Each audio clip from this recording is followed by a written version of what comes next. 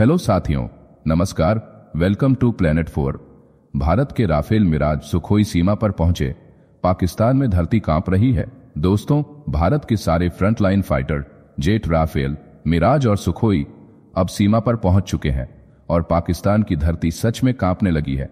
पिछले कुछ समय में वहां 2 बार भूकंप आ चुका है, लेकिन अब जो तबाही का अभ्यास शुरू होने वाला है वो पाकिस्तान के लिए किसी कयामत से कम नहीं होगा।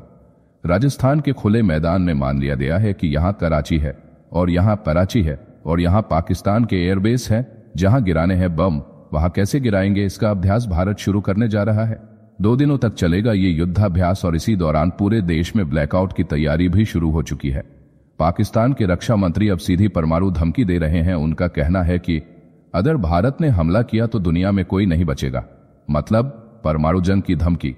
लेकिन सच्चाई ये है कि पाकिस्तान भी बॉर्डर के पास युद्ध का अभ्यास कर रहा है और लगातार फायरिंग करके अपने सैनिकों की मानसिक तैयारी करवा रहा है।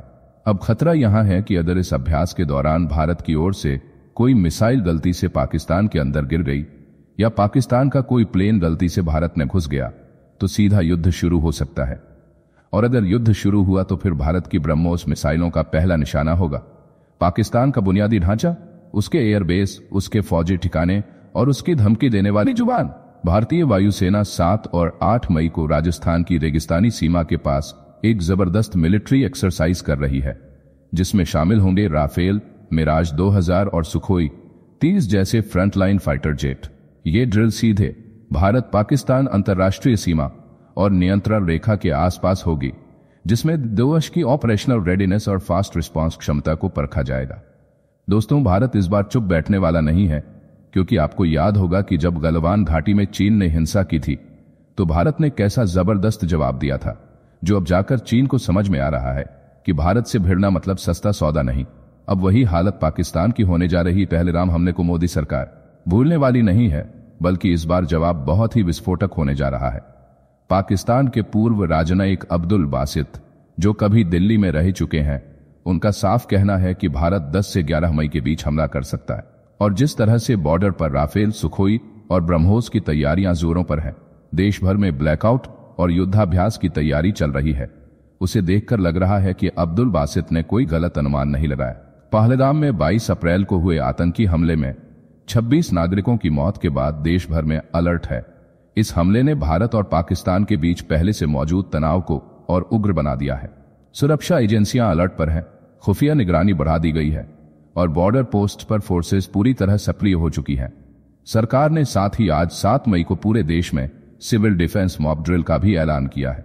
गृह मंत्रालय की ओर से जारी निर्देश में कहा गया है कि सभी राज्यों को युद्ध जैसी आपात स्थिति की तैयारी के लिए नागरिकों के बीच जागरूकता बढ़ानी है। देखिए दोस्तों, मुझे जितना अनुभव है उस हिसाब से पाकिस्तान इस वक्त भारत को कोई बड़ा नुकसान नहीं पहुंचा सकता। उसके पास तुर्की के कुछ ड्रोन जरूर हैं, पर भारत ने रूस से अर्जेंट लेवल पर पोर्टेबल एयर डिफेंस सिस्टम मंगवा लिए हैं, जो किसी भी तुर्की ड्रोन को सीमा पार घुसते ही हवा में उड़ा सकते हैं। इसलिए डरने की कोई जरूरत नहीं है। पर असली बात यह है कि जो शांति चीन दिखा रहा है वही सबसे बड़ा खतरा बन सकती है, क्योंकि अगर युद्ध शुरू होता है और चीन खुलकर पाकिस्तान के साथ उतर आता है तो हालात वाकई खतरनाक हो सकते हैं। और शायद इसी कारण भारत पूरी तैयारी कर रहा है। वर्स्ट केस सिनेरियो में भी अपने नागरिकों को सुरक्षा देने की कोशिश कर रहा है। भारत को हर मोर्चे पर सतर्क रहने की जरूरत है, क्योंकि चीन का हमला सीधा नहीं बल्कि पीठ पर छुरा घोंपने जैसा हो सकता है। उसे इस तरह की आत्मघाती हमले पहले भी किए हैं। लेकिन घबराइए नहीं, भारत अकेला नहीं है। फ्रांस, रूस और अमेरिका खुलकर भारत के साथ है और जैसे ही युद्ध शुरू होगा, इसराइल भी उसी वक्त मैदान में कूद पड़ेगा, जैसे उसने कारगिल में भारत की मदद की थी। आज 7 मई, इस तारीख को भारत की तीनों दिशाओं में एक साथ 2 बड़ी गतिविधियां होंगी, एक आकाश में और दूसरी जमीन पर।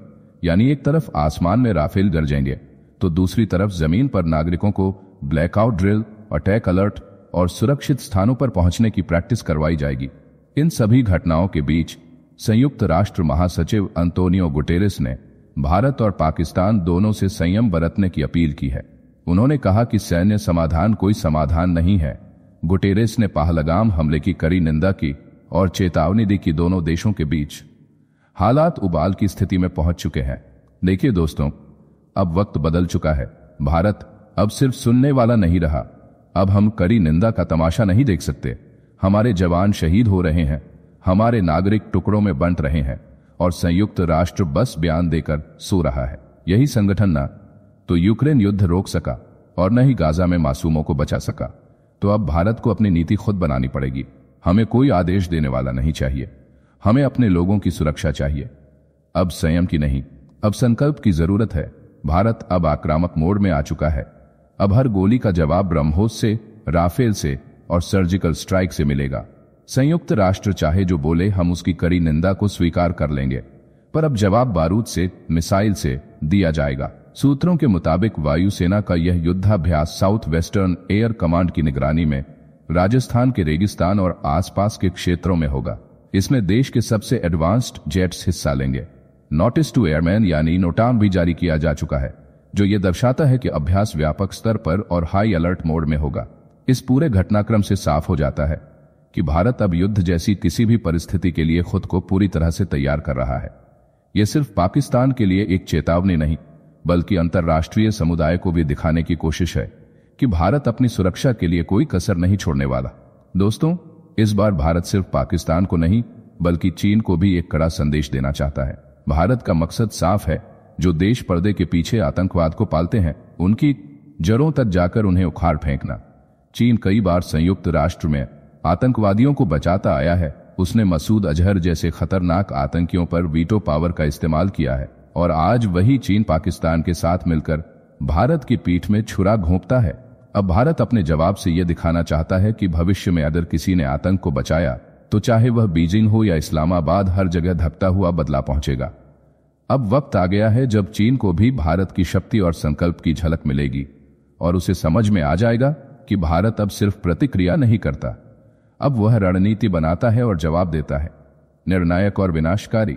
इस बात का कोई आधिकारिक ऐलान नहीं किया गया कि यह एयर एक्सरसाइज सीधे पहलगाम हमले की प्रतिक्रिया है, लेकिन तारीखों का मेल और घटनाओं का सिलसिला एक गहरी रणनीति की ओर इशारा करता है। जब भारत की वायुसेना और गृह मंत्रालय एक ही दिन देश की रक्षा तैयारियों की टेस्टिंग कर रहे हों, तो यह कोई सामान्य संयोग नहीं हो सकता। यह एक शक्तिशाली संकेत है कि भारत अब किसी भी संभावित आक्रमण के लिए न केवल सैन्य रूप से, बल्कि नागरिक मोर्चे पर भी पूरी तरह तैयार है। इस एक्सरसाइज का एक और महत्वपूर्ण पहलू यह है कि यह भारत की डिफेंस पॉलिसी में प्रोएक्टिव स्ट्रैटेजी की झलक दिखाता है। जहां पहले देश हमले के बाद प्रतिक्रिया करता था, अब तैयारी हमले से पहले की जा रही है। राजस्थान की गर्म रेत पर गरजते राफेल, कंट्रोल रूम्स में चल रही रियल टाइम एनालिसिस और शहरों में सायरन बजाकर हो रही मॉब ड्रिल, यह सब कुछ आने वाले किसी बड़े प्लान का ट्रेलर हो सकता है। भारत अब किसी भी आतंकवादी हरकत या सीमा पार छेड़छाड़ का जवाब देने के लिए सिर्फ तैयार नहीं, बल्कि बेसब्र भी दिखाई दे रहा है। दोस्तों, मैं आप सबके लिए लगातार अपडेट लाता रहूंगा और साथ ही यही कामना करता हूं कि आप सभी सुरक्षित रहें, जागरूक रहें और संगठित रहें।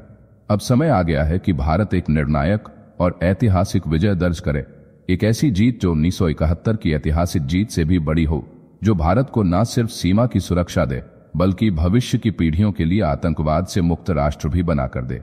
अगर आप भी इस भावना से सहमत हैं, अगर आप भी मानते हैं कि अब समय निर्णय और एकता का है, तो नीचे अपनी बात लिखकर समर्थन दिखाएं और देश की आवाज को बुलंद करें।